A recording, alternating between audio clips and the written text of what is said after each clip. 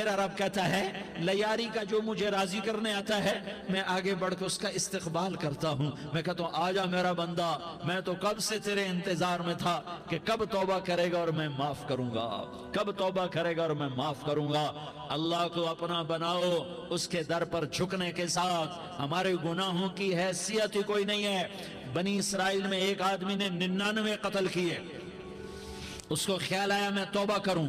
एक इबादत गुजार के पास गया और उससे पूछने लगा मैंने 99 कत्ल किए हैं, मेरी तौबा हो सकती है? उसने कहा हरगिज नहीं, तू बड़ा जालिम है, तेरी कोई तौबा नहीं। उसको गुस्सा चढ़ा, उसने उसे भी कत्ल कर दिया, 100 कर दिए।